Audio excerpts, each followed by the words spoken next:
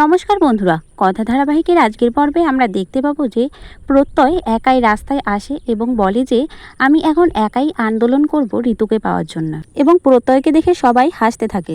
এরপর আমরা দেখতে পাই কথা প্রত্যয়ের ঘরে গিয়ে প্রত্যয়কে প্রত্যয়দা বলে ডাকতে থাকে এবং সে দেখতে পায় যে খাটের ওপরে রঙিন কাগজ, আর সে ভাবতে থাকে যে সে হয়তো আবারও পালিয়ে গেছে। এরপর দেখা যায় যে কথা তখন কি করবে সেটা ভেবে না পেয়ে সে অঙ্কিত এবং পাচক মশাই সহ সবাইকে ডাকতে থাকে। তারপর ওরা ভাবে যে প্রত্যয় হয়তো জুনিদের বাড়িতে গেছে। তখন কথা আর অঙ্কিত বলে যে আমরা তো জুনিদের বাড়িতে যাব না।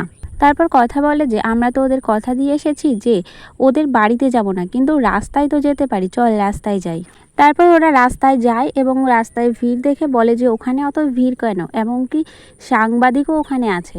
এরপর তারা দেখতে পায় যে প্রত্যয় জুনিদের বাড়িতে বোর্ড লাগিয়ে আন্দোলন করছে, এমনকি তারা সবাই তাদের সাথে আন্দোলনে যোগ দেয়।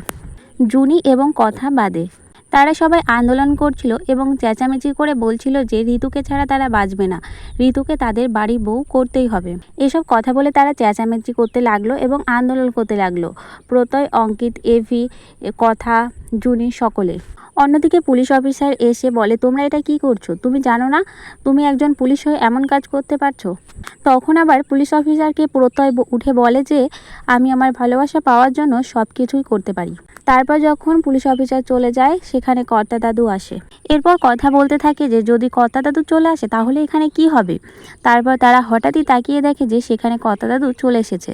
তারপর কর্তা দাদু বলে যে তোমরা এসব কি করছো, আমাদের বাড়ির মান সম্মান সব ধুলোয় মিশিয়ে দিলে। এরপর দেখা যায় বাড়ির সবাই সেখান থেকে উঠে পালিয়ে গেল এবং এভি সেখান থেকে কোনো মতেই উঠল না। এরপর কথা এভিকে বলল যে এখন যদি আপনাকে কর্তামশাই মারে তাহলে কি হবে বলুন তো, এখানে আপনাকে সবাই দেখে ফেলবে, আপনার বন্ধু বান্ধব সবই দেখে ফেলবে। এরপর এভি বলে যে যাই হয়ে যাক না কেন আজকে আমি এখান থেকে উঠবই না। এভিকে যখন কোনোভাবেই তোলা যাচ্ছিল না তখন কথার বুদ্ধিতে এভিকে মাদুর শুদ্ধ তুলে ফেলা হয় এবং এভি সেখান থেকে পড়ে যায়, যার ফলে সেখান থেকে সে পালিয়ে যায়।